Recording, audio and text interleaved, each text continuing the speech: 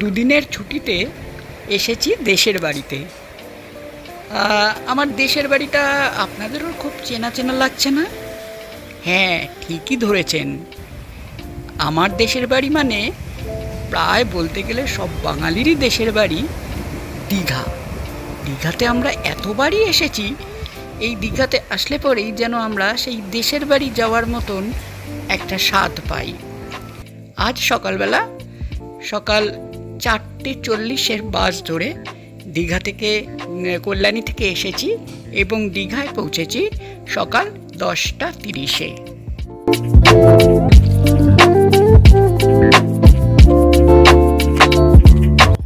দীঘায় এসে প্রতিবারের মতোই এবারে উঠেছি হোটেল সিগালে। আর দুদিন কোনো কাজ নয়, শুধু খাওয়া দাওয়া, সমুদ্রে আর হোটেলের সুইমিং পুলে দাপিয়ে বেড়ানো।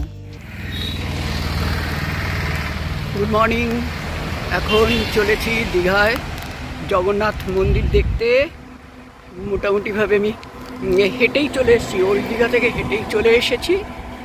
সামনেই দেখা যাচ্ছে গেট, সামনেই গেট দেখা যাচ্ছে। এই দিকটা খুবই, এই সমস্ত তোরণগুলো তৈরি হয়েছিল সাজানো সুন্দরভাবে। এগুলো সম্পূর্ণটাই হয়েছে জগন্নাথ মন্দির উদ্বোধন উপলক্ষে।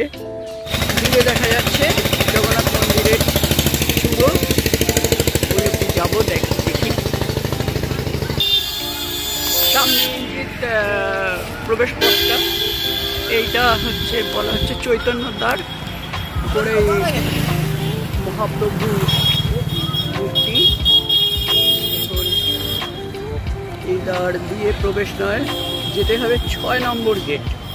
6 নম্বর গেট মানে আমাকে ওই ডান দিকটা দিয়ে ঢুকে যেতে হবে।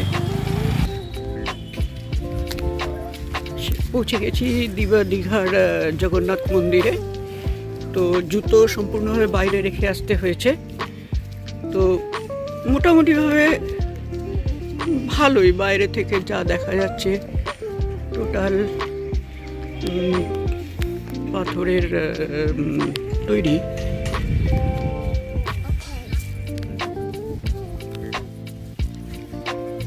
টোটাল মন্দির কমপ্লেক্সটা এগুলো অস্থায়ী ছাউনি তৈরি হয়েছিল উদ্বোধন উপলক্ষে হোম যজ্ঞ এইসব করার জন্য।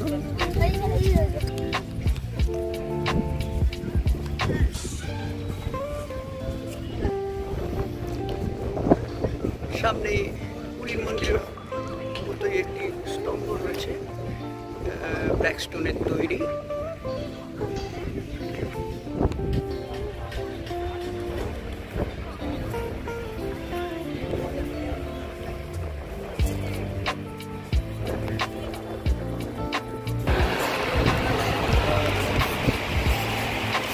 সিংহদ্বার।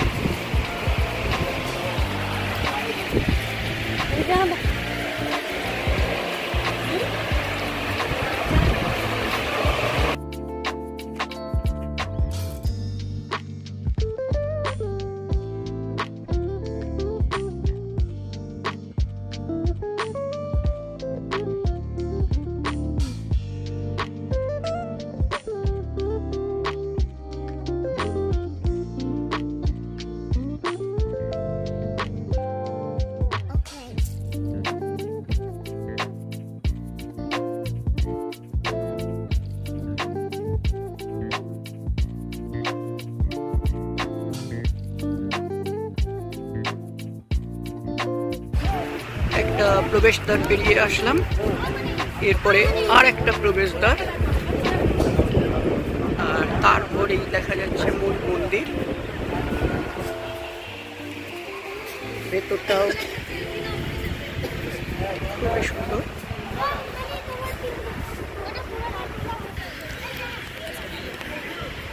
খুব সুন্দরভাবে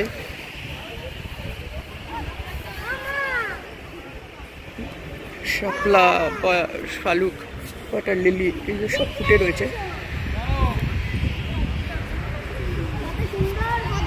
খুব সুন্দর। এই অবধি যা দেখলাম মন্দিরের এই প্রবেশদ্বার।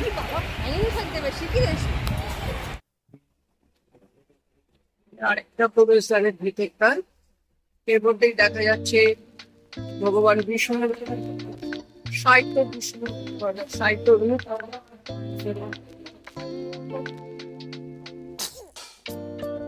খুবই সুন্দর রূপ।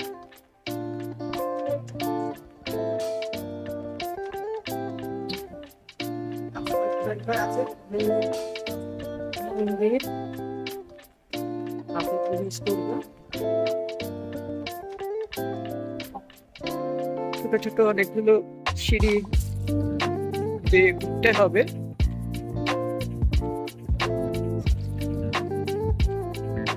মন্দিরের পাথরগুলো সবই বেলে পাথরের পলিশড। মন্দির চত্বর, পেছনে ফেলে আসা গেট,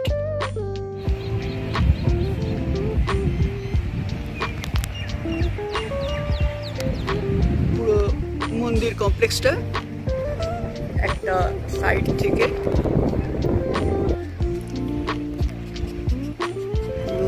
মন্দির কমপ্লেক্স।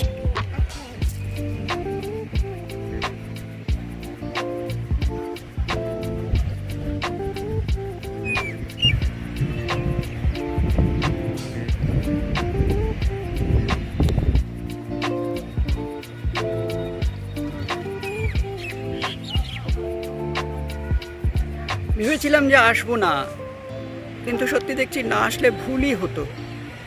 এত সুন্দর জিনিসটা। মমতা বন্দ্যোপাধ্যায়কে অবশ্যই ধন্যবাদ। সামনের যে পথটা দিয়ে ঢুকছিলাম সোজা, সেই পথটা কোনো একটা কারণে এই মুহূর্তে বন্ধ আছে, সেই জন্য বাঁদিকের পথ দিয়ে প্রবেশ করছি ভিতরে। এখনো মূল মন্দিরে প্রবেশ করিনি, এটা বলা যেতে পারে নাট মন্দির। সম্ভব সুন্দর, অসম্ভব। সত্যি কথা বলতে কি ভাষার প্রকাশ করার মতন নয়, ভাষার বাইরে। ভেতরের কাজকর্ম যা হয়েছে সবই ভাষার বাইরে।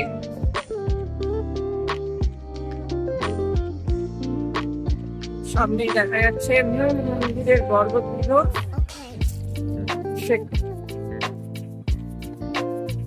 থেকে দেখা যাচ্ছে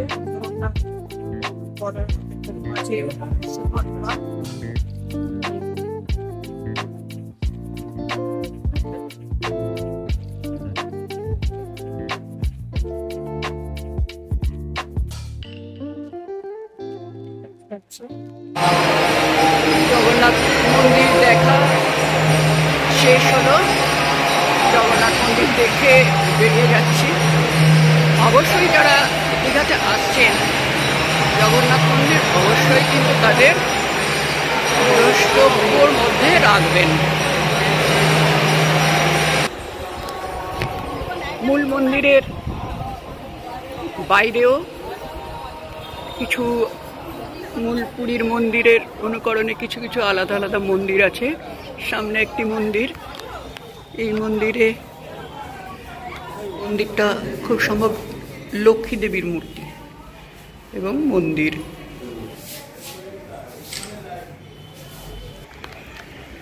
ভগবান বিষ্ণুর অবতার,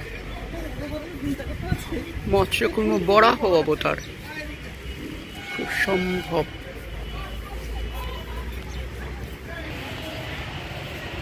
ভগবান বিষ্ণুর বামন অবতার। সমস্ত মন্দির চত্বরের মধ্যেই এরকমভাবে 10 অবতারের দেখা পাওয়া যাবে। তো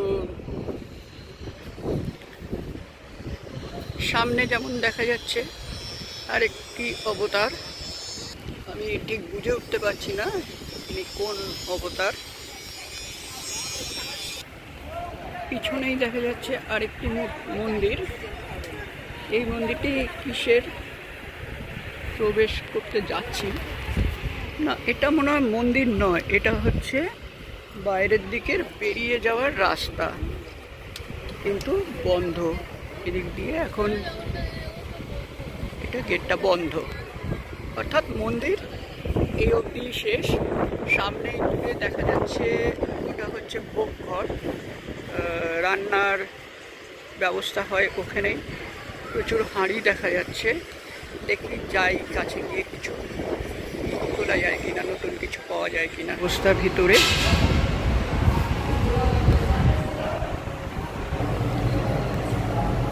ভোগের প্রস্তুতি চলছে।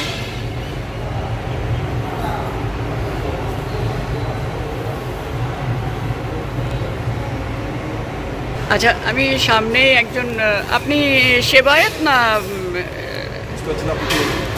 আপনি কি সেবায়েত, মন্দিরের সেবায়েত? হ্যাঁ হ্যাঁ, কিচেন সেবায়েত। দাদা, আপনার নামটা কি?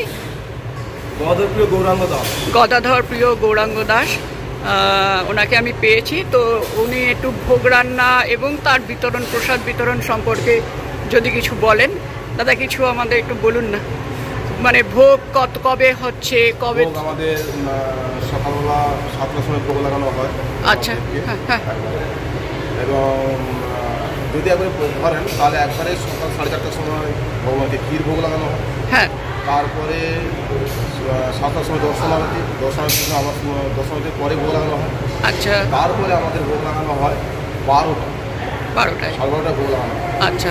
12টার পরে আমাদের আবার 4টে এখানে করা হয় না, যেহেতু দর্শনার্থীর ভীষণ ভিড়। আচ্ছা। এই জন্য আমাদের তিনটে করে দেওয়া হয়। এরপরে আমাদের আবার সন্ধ্যা 7টার সময় প্রোগ্রাম হয় এবং ভজন কীর্তন সবসময় মন্দিরে চলে। আচ্ছা। আর আপনার কাছে দেখছেন এখানে ভোগ আরতি, মানে ভোগ তৈরি করার, গণদেবের গণসুধরি ভোগ তৈরি করার এটা হচ্ছে কিচেন। আচ্ছা।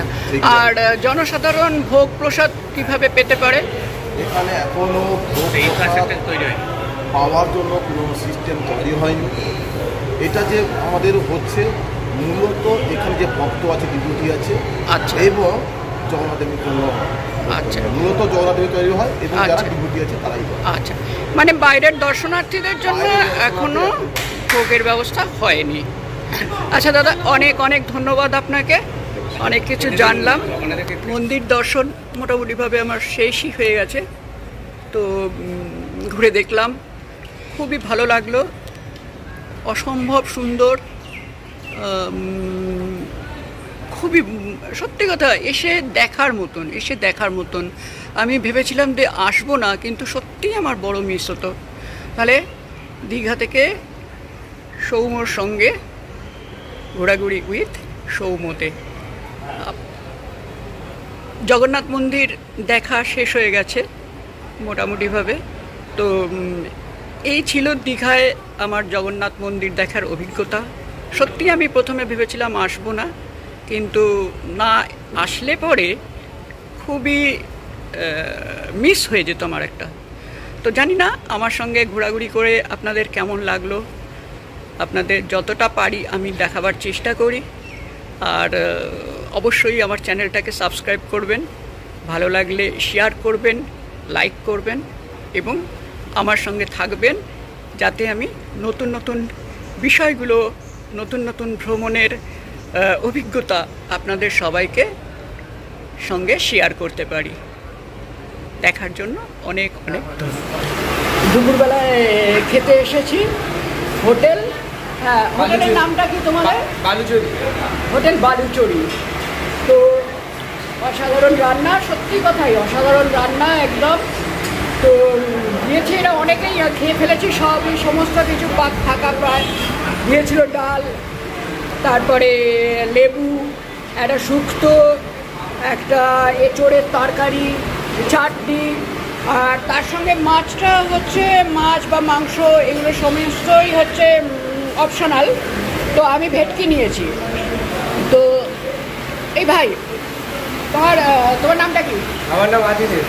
আচ্ছা, খুব সুন্দর করে যত্ন করে খেতে দিয়েছে এরা, আনলিমিটেড খাওয়া। তো এই মিল ওরা নিচ্ছে 60 টাকা করে, 60 টাকা করে নর্মাল মিল নিচ্ছে, ভেজ মিল। এর সঙ্গে মাছ বা অন্যান্য সমস্ত কিছু এগুলো হচ্ছে অপশনাল ব্যাপার। তো এই আমি যে ভেটকি নিয়েছি, প্রায় কিছু না হলেও প্রায় 125 গ্রাম থেকে 150 গ্রাম ভেটকি হবে। এটার দাম পড়ছে 250 টাকা, খুব সম্ভব 250 টাকা। আপনার একটা থালি এগুলো 250 টাকা। হ্যাঁ, এছাড়াও আর তোমাদের কি কি খাবার আছে একটু বলে দাও। ফিশ থালি, পমফ্রেট থালি, ভোলা থালি, ভেটকি থালি, পাপড়া থালি, মটন থালি, সব রকমের মাছ পাবেন। আর রাত্রিবেলায় তোমাদের কি কি আইটেম আছে একটু বলে দাও। রাত্রিবেলা চাইনিজ পাবেন, বাঙালি খাবার পাবেন, রুটি তড়কা, চিকেন মটন সব পাবেন। আচ্ছা আচ্ছা, রান্না খুবই অসাধারণ রান্না, খেয়ে খুবই তৃপ্তি পাচ্ছি। আগের দিন যে হোটেলে খেয়েছিলাম সেটা অতটা ভালো ছিল না, কিন্তু সত্যি এই হোটেলের রান্না খুব ভালো। হোটেলের নামটা কি আরেকবার বলে দাও। বালুচুরি। ও, অসংখ্য ধন্যবাদ তোমাকে। ঠিক আছে।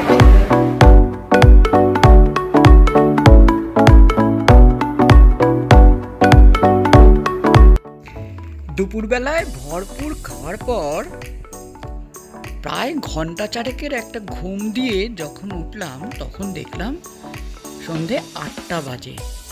এই 8টা বেজে গেল।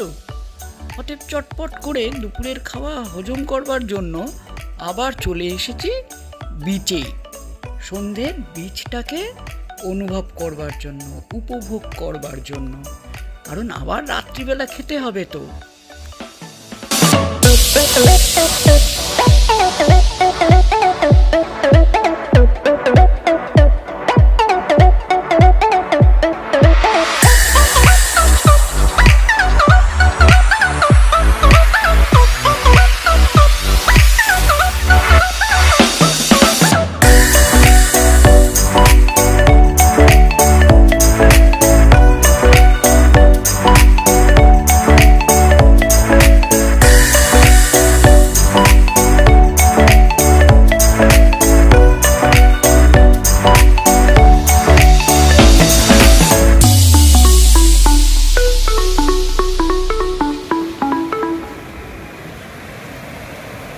দুদিনের ছুটি শেষ হয়ে গেল। আজ চললাম বাড়ির পথে কল্যাণীতে। দুপুর 1:30টার মণিকাঞ্চন গোল্ডে বুক করা রয়েছে। হোটেল বালুচরিতে খাবো, খেয়ে দিয়ে সোজা বাসে উঠে এক ঘুমে পৌঁছে যাব কল্যাণীতে।